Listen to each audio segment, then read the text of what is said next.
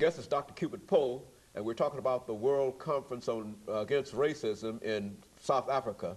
And of course, Dr. Poe, before we had our first commercial break, we promised that we'd give you an opportunity to talk about some of those issues associated with racism, but perhaps some issues that folks don't ordinarily associate or tie in to racism. And so let's give you free rein to talk about some of those issues now. Well, as I said, poverty is widespread among South African blacks. And we know that up until 1994, South Africa had an official policy of racial separation, an official policy of legalized racism. And so it's very obvious that the oppression that went on, the educational oppression, the political, the social oppression, has greatly contributed to the level of poverty in South Africa. Now, poverty doesn't stop there. Poverty also leads to some other problems. One, crime. South Africa has a crime problem in almost every city we went into. We were cautioned, be careful, don't go here alone, don't go there alone, because we've got a crime problem. The crime problem affects blacks, as well as Indians, as well as coloreds, as well as whites.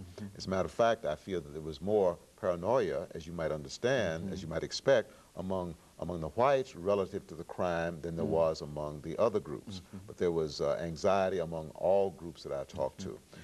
Not only does racism generate poverty, and also it generates crime through generating poverty, but it also generates sexual promiscuity because oftentimes unemployment is a consequence of racism. Okay, now here you've got a man and a woman, for example. Let's say a man who can't find a job. Okay, he's unemployed, and when he is employed, he's treated as if he's inferior. Now, what can you expect that man to do? He's frustrated, he's angry, and most likely he's going to seek some kind of outlet, okay, in a way that's available to him.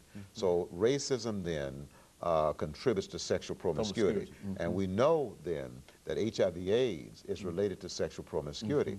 Racism also contributes to alcohol and drug abuse. If a man is idle and he is frustrated, can't find work, it just increases the probability of sexual promiscuity as well as drug and alcohol abuse. And so that then increases the probability of HIV/AIDS. And so in South Africa, you've got a high level of poverty, a high prevalence of poverty. You've got a high prevalence of unemployment. I was told approaching 50%. You've got a high level of, a high prevalence of crime. You also have, I believe, a high prevalence of sexual promiscuity and therefore a high prevalence of HIV/AIDS. And so all of these are related and very much then racism generated.